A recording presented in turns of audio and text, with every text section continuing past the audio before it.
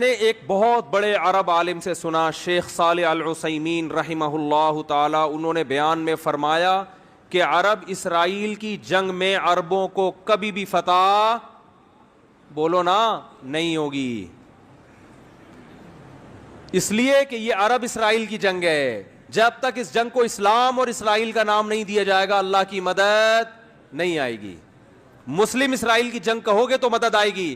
اللہ نے عربوں کی مدد کا وعدہ نہیں کیا، اگر اللہ نے عربوں کی مدد کا وعدہ کیا ہوتا تو اللہ محمد صلی اللہ علیہ وسلم کے مقابلے میں جو عرب لڑ رہے تھے وہ زیادہ تھے، میجورٹی میں تھے۔ ادھر جو عرب تھے وہ اقلیت میں تھے نبی کے ساتھ، ادھر عرب میجورٹی میں تھے، اللہ ان کی مدد کرتا، ابو جہل کی مدد کرتا، عتبہ ابن ولید کی مدد کرتا، ابو لہب کی مدد کرتا اللہ تعالیٰ۔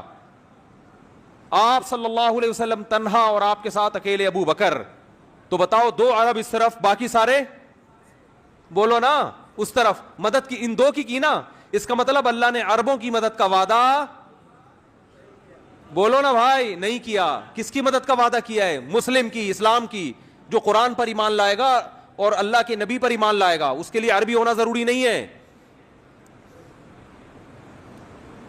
تو اسلام کی جو دعوت ہے وہ کسی قوم کے ساتھ خاص نہیں ہے۔ مجھے وہ حدیث بڑی پیاری لگتی ہے، حضرت سلمان فارسی رضی اللہ تعالی عنہ، جو فارس کے تھے، پرشین تھے، فارسی بولتے تھے، جب ایران پر مسلمانوں نے حملہ کیا ہے،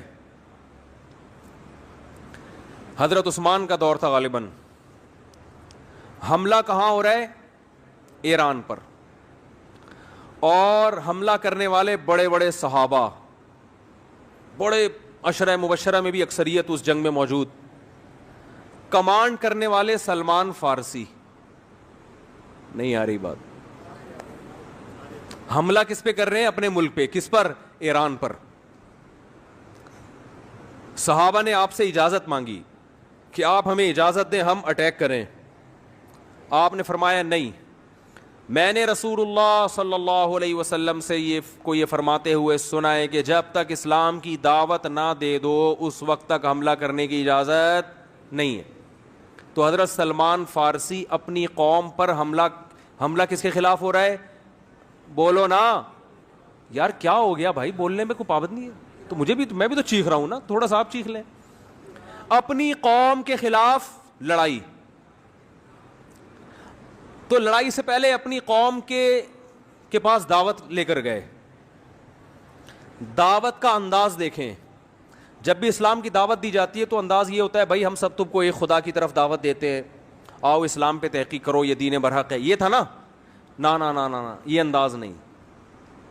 اس وقت جو اسلام کی سب سے بڑی خوبی تھی نا، اس کو ہائی لائٹ کیا کہ اس کے بعد بھی اگر اسلام سمجھ میں نہیں آ رہا تو پھر تمہاری سمجھ میں نہیں آئے گا۔ وہ خوبی یہ ہے کہ یا اہل فارس، اے اہل فارس، انا رجل منکم، میں تمہاری قوم کا آدمی ہوں۔ تمہیں پتہ ہے کہ عربوں میں عصبیت کوٹ کوٹ کے بھری ہوئی ہے، عرب کے علاوہ کسی کو برداشت نہیں، اپنے سے جیسا کسی کو نہیں سمجھتے۔ مجھے عرب نے نہ صرف یہ کہ عزت دی ہے اپنے جیسا، بلکہ اپنے سے برتر مجھے کمانڈر بنا دیا۔ عرب کی قیادت کس کے ہاتھ میں ہے؟ کمانڈر کون ہے؟ میں ہوں۔ یا اہل فارس، اے اہل فارس، انا رجل منکم، تمہاری قوم کا آدمی ہوں۔ ترون العرب یطیعوننی، چھوٹی موٹی قوم میری فرما برداری نہیں کر رہی، عرب کو دیکھ رہے ہو کہ تم میری کمانڈ کے تحت لڑ رہے ہیں۔ کیا انداز، خاندانی انداز تھا یا نہیں دعوت کا؟ آج اگر یہ چیز عربوں میں پیدا ہو جائے تو دنیا کا نقشہ بدل جائے گا۔ عرب کی عراق پر جب حملہ ہوا تو بعض عربوں نے نعرہ لگایا کہ کسی دوسرے عرب ملک پر ہم حملہ برداشت نہیں کریں گے۔ کاش وہ یہ کہہ دیتے کہ کسی دوسرے اسلامی ملک پر ہم حملہ برداشت بولو نا، لیکن نہیں نکلتا منہ سے۔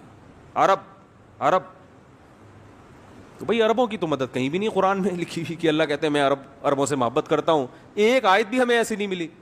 یہ جو حدیث ہے کہ عربوں سے محبت کرو اس لیے کہ قرآن عربی، حدیث من گھڑت ہے۔ ٹھیک ہے، ہم پھر بھی فضیلت کے قائل ہیں کہ اسلام آپ میں پہلے آیا، آپ نے دنیا کی قیادت کی، اس بیس پر ہم عزت دیں گے آپ کو، لیکن اللہ کی طرف سے مدد اس بیس پہ نہیں آئی۔ تو جب نبی صلی اللہ علیہ وسلم نے فرمایا نا کہ تم موت کے بعد دوبارہ زندگی ملے گی، تمہیں اللہ کے سامنے حساب و کتاب دینا ہے، تو وہی مشہور سوال تھا، سأل سائل بعذاب واقع، اللہ فرماتے ہیں یہ لوگ آپ سے پوچھتے ہیں وہ کب واقع ہوگا، جو عذاب واقع ہونے والا ہے اس کے بارے میں ایک سائل نے پوچھا، اللہ فرماتے ہیں واقع کب ہوگا یہ تو میں نہیں بتاؤں گا، میرا اصول ہی نہیں ہے کہ میں قیامت کا علم بتا دوں، لیکن اتنی بات ہے للکافرین لیس لہ دافع، جو بھی اللہ کا منکر ہے، اللہ کو نہیں مانتا، اللہ کے حکام کو فالو نہیں کرتا، جب وہ عذاب آئے گا تو دنیا کی کوئی طاقت اس عذاب سے ان کو بچا نہیں سکے گی۔ تعرج الملائکۃ والروح الیہ فی یوم کان مقدارہ 50,000 سنہ، 50,000 سال کا ایک دن ہوگا، کہیں 1,000 سال اللہ نے ذکر کیا میدان حشر کے بارے میں، کہیں 50,000 سال، تو علماء نے بیان کیا یہ لوگوں کے حالات کے حساب سے ہوگا، یہ ٹائم کے جو یونٹ ہے نا یہ ہر ایک کے حق میں مختلف ہوتے ہیں۔ دیکھو جب ہم پیدا ہوئے تو ہم کائنات کو بننے کے اربوں سال کے بعد پیدا ہوئے ہوں گے نا، تو کیا ہمیں انتظار کرنا پڑا؟ بولو نا کیا ہو گیا؟ اگر ہمیں اللہ انتظار کرواتا ابھی تم عالم ارواح میں ہو 1 ارب سال کے بعد تمہارا نمبر آئے گا، تو میں تو بوریت سے مر چکا ہوتا۔ کیا خیال ہے بھائی؟ جہاں فلائٹ 1 گھنٹہ لیٹ ہو جائے انتظار میں آدمی ٹینشن میں چلا جاتا ہے، لیکن ہم تو جب آئے تو ہمیں تو لگا کہ کائنات کی ابتدا آج سے ہو رہی ہے، جب ہم نے ہوش سنبھالا، کیونکہ ہمارے وہ یونٹ جو تھے نا، جو وقت کی اکائیاں ہیں، وہ ہمارے حق میں اسٹارٹ ہی نہیں ہوئی تھی۔ تو اسی طرح مرنے کے بعد جو مردے کے لیے جو ٹائم کے یونٹ ہے نا وہ چینج ہوتے ہیں، ورنہ جو مردہ بیچارہ 20,000 سال پہلے دفن ہوا ہے وہ تو قبر میں کوئی عذاب نہ بھی ہو رہا، وہ تو پڑے پڑے ہی بور ہو گیا ہوگا کہ اللہ قیامت لیا، میں تو ٹینشن میں آ گیا ہوں، 20,000 سال ہو گئے مجھے، تو اس کو تو ایسا نہیں لگے گا کہ 20,000 سال ہو گئے، وہ جب دوبارہ اس کو اللہ تعالیٰ اٹھائیں گے تو نیک لوگوں کو تو لگے گا ابھی ہم سوئے تھے اور ابھی ہمیں کسی نے آ کے اٹھا دیے۔ جیسے گہری نیند میں جب انسان سوتا ہے کئی گھنٹے بعض دفعہ سوتا ہے، کوئی آ کے اٹھائے تو اس کو لگے گا یار ابھی تو میں سویا تھا، ابھی آپ نے اٹھا دیا ہمیں۔ تو سوتے ہوئے آدمی کے ٹائم کے یونٹ الگ ہوتے ہیں، مرنے کے بعد کے ٹائم کے یونٹ الگ ہوتے ہیں، عالم ارواح کے الگ تھے، اور بعض تو یہ بھی میں نے سنا ہے کہ دوسرے سیارے پہ آپ چلے جائیں نا زمین کے علاوہ تو وہاں بھی ٹائم کے یونٹ چینج ہو جائیں گے۔ تو اسی طرح آخرت کے ٹائم کے یونٹ بالکل الگ ہے۔ ایک دن 50,000 سال کی، دنیا کا جو 50,000 سال ہے نا وہ وہاں کا ایک دن ہوگا، کسی کے حق میں 1,000 سال، کسی کے حق میں 50,000 سال۔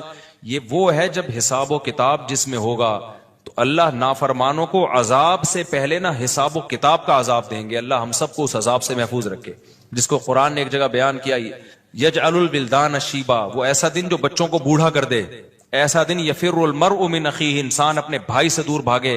اس لیے بڑے بڑے اللہ والے وہ جہنم سے زیادہ پناہ مانگا کرتے تھے میدان حشر کی سختیوں سے۔ جہنم تو اس سے زیادہ سخت ہے، لیکن میدان حشر کوئی کم چیز نہیں ہے، وہ کوئی کم عذاب نہیں ہے۔ تو اللہ فرماتے ہیں کہ 50,000 سال کے برابر ایک دن ہوگا۔ فاصبر صبرا جمیلا انہم یرونہ بعیدا، جب مشرک بار بار کہتے بھائی چھوڑو ابھی لے آؤ نا ابھی لے آؤ، تو نبی صلی اللہ علیہ وسلم کو پریشانی ہوتی کہ بھئی اللہ وقت بتاتا کیوں نہیں ہے، بتا دے تاکہ میری جان چھوڑیں یہ لوگ۔ تو اللہ نے پیغمبر صلی اللہ علیہ وسلم کو تسلی دی، فاصبر صبرا جمیلا، اے نبی آپ صبر جمیل کریں۔ صبر جمیل وہ صبر ہے جس میں ذرا بھی شکایت نہ ہو۔ انہم یرونہ بعیدا، اے نبی یہ لوگ سمجھتے ہیں اس کے آنے میں بہت ٹائم ہے، لاکھوں کروڑوں سال ہیں، ونراہ قریبا، جبکہ ہم دیکھ رہے ہیں بس آنے والی ہے۔ کیوں؟ جب آپ مر گئے نا، ابھی دیکھو ہو سکتا ہے 1,000 سال باقی ہوں قیامت آنے میں، ہو سکتا ہے 20,000 سال باقی ہوں، لیکن ہمارے مرنے کے بعد ہمیں نہیں لگے گا 20,000 سال، ہمیں تو ایسا لگے گا ابھی ہم مرے تھے اور اتنی جلدی اللہ نے قیامت قائم کر لی۔ تو ہمیں تو اپنی موت کے حساب سے چلنا ہے بھائی، ہمیں کیا پتا کہ ہمیں کیا کرنا ہے اس سے کہ 50,000 سال بعد قیامت آئے یا 1 کروڑ سال بعد آئے۔ جب ہم مر گئے تو ہماری قیامت واقع ہو گئی ہے، ٹائم کے یونٹ ہمارے حق میں چینج ہو جائیں گے۔ تو اس لیے اللہ کہتے ہیں انہم یرونہ بعیدا، اے نبی یہ سمجھتے ہیں بہت بعد میں آئے گی قیامت، ونراہ قریبا، ہم تو دیکھ رہے ہیں کب ہے، بالکل قریب ہے، کوئی زیادہ ٹائم نہیں ہے۔ یوم تکون السماء کالمہل، اللہ فرماتے ہیں جس دن آسمان تیل کی تلچھٹ کی طرح ہو جائے گا، ایسے پگھل جائے گا آسمان، اتنی بڑی تباہی آنے والی ہے اس کائنات پہ۔ حدیث میں آتا ہے رسول اللہ صلی اللہ علیہ وسلم نے ارشاد فرمایا کہ جب جنتی جنت میں چلے جائیں گے اور اہل جہنم جہنم کی آگ میں چلے جائیں گے، اللہ ہم سب کو بچائے، تو جو جنتیوں کے جو ریلیٹیوز ہوں گے، چاہے وہ رشتہ داری کا تعلق ہو، دوستی یاری کا تعلق ہو، ان جنتیوں کو اپنے وہ جو دوست احباب ہے نا، جب وہ دیکھیں گے کہ جنت میں وہ مارکیٹ سے کیا ہیں، شارٹ ہیں، دنیا میں تو ملا، پہلے تو ان کو اپنی فکر ہوگی کہ ہم کسی طرح جنت میں چلے جائیں، شروع میں تو حالت یہ ہوگی یوم یفر المرء من اخیہ وامہ وابیہ وصاحبتہ وبنیہ، وہ دن جس دن انسان اپنے باپ سے دور بھاگے گا، اپنی ماں سے دور بھاگے گا. یہاں بڑی خدمت کیا کرتا تھا، بڑے احسانات کرتا تھا، لیکن وہاں کہے گا میرے پاس ایسا نہ ہو مجھ سے کوئی نیکی مانگنے آ جائیے، بخشش کی درخواست کرنے آ جائے کہ بیٹا مجھے بھی بخشوا لے اللہ کے ہاں، تو دعا کر تیرے بڑے اچھے اعمال تھے. نہ بھاگے گا، بھائی یہ گلے نہ پڑ جائے میرے. اللہ کہے گا تو خود ہی تیرے لیے مشکل ہو رہی ہے، تو ایک اور بوجھ ہمارے ہم جو ہے نا ایک اور بوجھ تو ڈال رہا ہے اپنے اوپر، ایک اور بوجھ لے رہا ہے. تو ابتدا میں تو حالت جب تک فیصلہ نہیں ہوگا نا کون جنتی کون جہنمی، تو قرآن کے الفاظ ہیں اپنے باپ سے دور بھاگو گے، اپنی ماں سے دور بھاگو گے، وصاحبتہ وبنیہ، اپنے ساتھ رہنے والی سے بھی دور بھاگو گے. اللہ نے یہ نہیں کہا بیوی سے دور بھاگو گے، بیوی کے لیے زوجہ کا لفظ استعمال ہوتا ہے، یہ اصطلاح استعمال نہیں کی.